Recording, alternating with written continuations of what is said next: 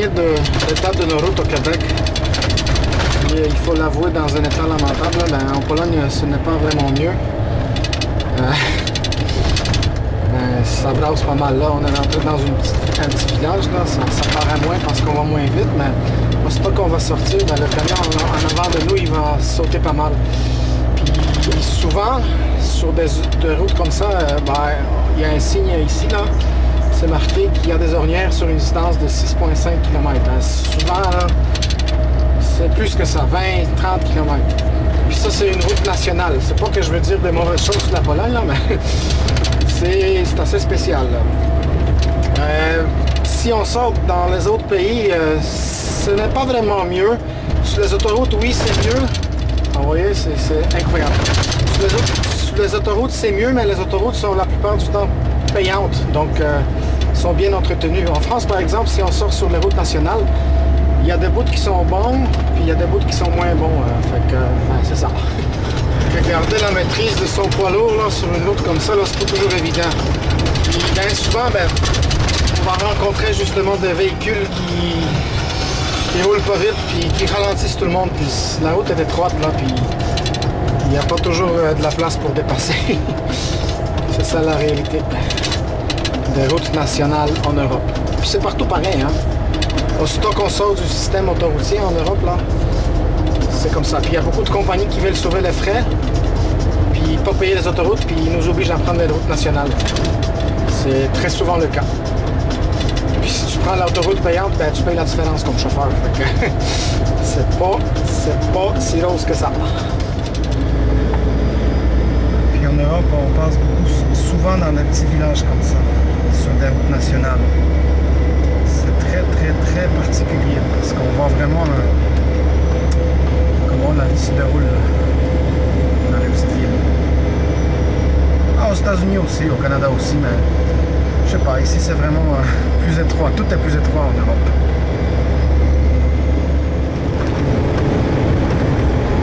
Puis sur des routes étroites comme ça, faut vraiment être sûr de tenir bien la ligne, puis bien se tenir dans la ligne parce que quand il y a des camions qui viennent en sens inverse, souvent ça passe de justesse, fait que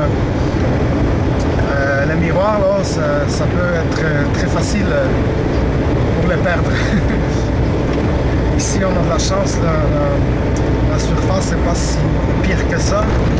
Mais s'il y a des ornières, là, quand les deux camions ils se croisent, il faut ralentir un peu parce que c'est pas rare qu'on perde des miroirs ici.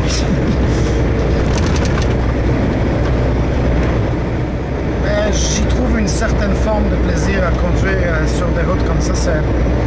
C'est vraiment le fun. Je sais pas, ça donne un autre feeling, ça donne une autre perspective du camionnage. Et puis en même temps, ça me permet de découvrir un pays que mes parents ont quitté il y a à peu près 25 ans et que j'ai décidé de redécouvrir. Et puis je dois vous dire que je trouve ça vraiment le fun. C'est assez spécial de redécouvrir ses racines de cette façon-là. Voilà mon éditorial.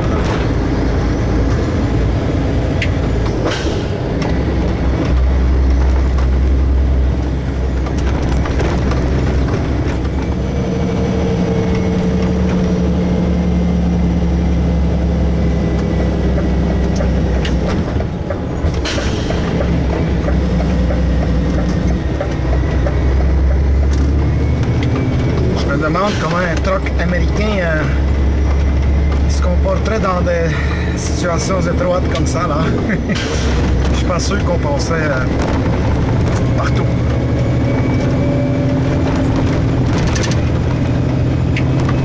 Mais étonnamment, les camions ils sont moins courts ici, mais ils prennent autant de poids que là-bas. Parce qu'au Canada, ici notre poids maximal peut être de 40 tonnes, fait que c'est comme au Canada. Plus qu'aux États-Unis, parce qu'aux États-Unis c'est quoi? 80 000 livres, c'est 36,5. Et ici c'est 40 tonnes, fait que c'est ça.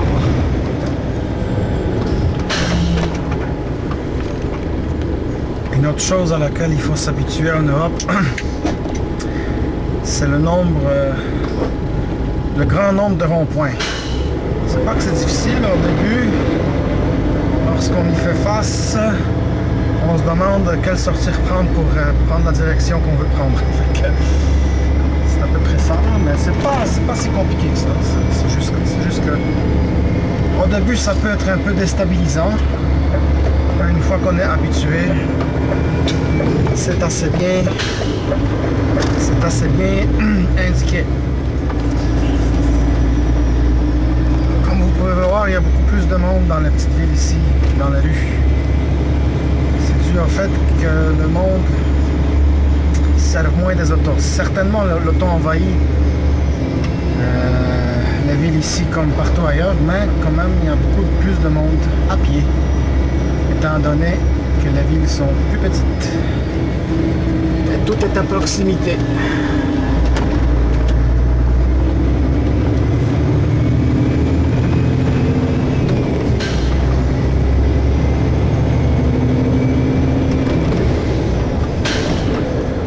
Une autre de particularité de route en Europe, on arrive ici à une intersection, une jonction de 12 autoroutes. C'est pas marqué est-ouest ou nord-sud. Il faut vraiment savoir vers quelle ville on va. Parce que nord-sud, est-ouest, ça n'existe pas. C'est un peu mélangeant au début parce que les noms des villes, il y en a beaucoup ici. Puis il y en a de toutes sortes là. Francophones, des noms francophones, anglophones, germaniques, espagnols, etc. Ben c'est ça. Il faut être un peu préparé. Comme moi, je me prépare. Comme ici, on va vers Hanover. On va prendre la 3. Puis heureusement, c'est la seule direction qu'on peut prendre. Il y a pas de, on s'en va vers nord-est, vers la Pologne. Et puis, bon, moi, qu'est-ce que j'ai fait? Je me prépare de cette façon, c'est que je marque les autoroutes que je vais prendre avec les petites flèches. Et puis, ben, je marque les villes pour ne pas mélanger. Voilà, c'est ça. C'est une petite particularité européenne. On est présentement en Allemagne ce vendredi. On était assez chanceux de ne pas avoir trop de trafic. Voilà. Sur mon pare-brise, il y a 4 transpondeurs pour le système de péage pour différents pays. Le premier, c'est pas en fait un transpondeur, c'est un GPS qui est relié à un petit bidule ici en haut. Puis ça, c'est le système de péage en Allemagne. Voyez-vous, à chaque sortie, il fait un petit bruit. Comme là, je suis sur l'autoroute A3, sortie 11 en Allemagne. Ça coûte 48 centièmes d'euros. Puis en haut, c'est le grand total, là, 408 €, mais je ne l'ai pas remis à zéro. En grosso modo, traverser toute l'Allemagne, ça coûte environ 330 € pour un poids lourd 5 essieux. C'est ça. Et là, ça va faire un petit bruit. Puis il va nous charger un petit montant. Ça ne sera pas long. Ça sera pas long. Et voilà. Là, ça coûte 51 centimes d'euros pour le bout suivant d'autoroute. Ça marche très bien, ça. Ça, plus bas, c'est le tachographe électronique, mais je vais le faire, je vais le montrer plus tard. Ça, c'est un autre transpondeur. Ça, c'est pour la République tchèque. Ça, c'est pour l'Autriche. Et ça, c'est pour la France, le dernier. Voici à quoi ressemble l'intérieur d'un camion. Ça, c'est DAF en particulier. Bon, en avant, ça a l'air de rien. C'est comme un siège normal avec un volant. Ça va jusque-là.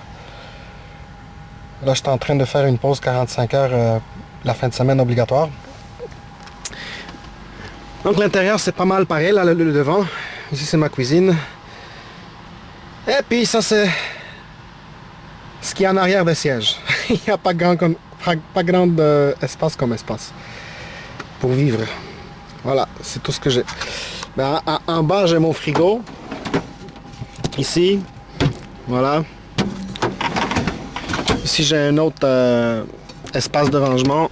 En dessous du lit, je peux ranger mes affaires. Mais c'est à peu près tout comme espace de rangement. Rien en comparaison avec les trucks européens. Hein. J'ai un lit en haut, puis je me sers de ça pour avoir mes choses personnelles. Hein, parce que vraiment, l'espace, c'est ce qui manque ici. Une autre chose, c'est le tachographe. Je mets une carte à puce dedans.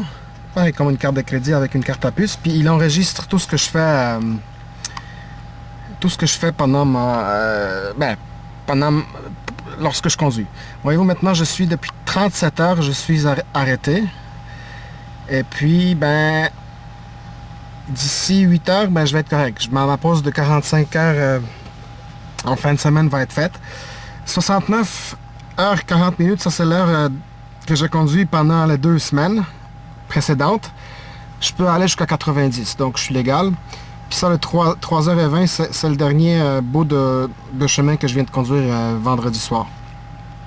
Voilà, il n'y a vraiment pas moyen de tricher, hein. Ça enregistre trop. Certainement, il y a des petits trucs qu'on peut faire là, parce que théoriquement, là, si je ne veux pas briser mon 37 heures, j'ai pas le droit de bouger mon truck d'un seul pouce. Fait qu'il y a des petits trucs qu'on peut faire pour, mettons, de bouger de 10 à 15 mètres là, sans que ça change, là, mais en principe, on ne devrait pas. C'est un peu ridicule, parce que 45 heures, là, tu peux même pas bouger ton truck, là, c'est vraiment spécial, hein? Mais la loi, c'est la loi. Puis les lois, ben, si vous êtes du même avis que moi, ben, elles ne sont pas toujours faites pour la réalité. Voilà.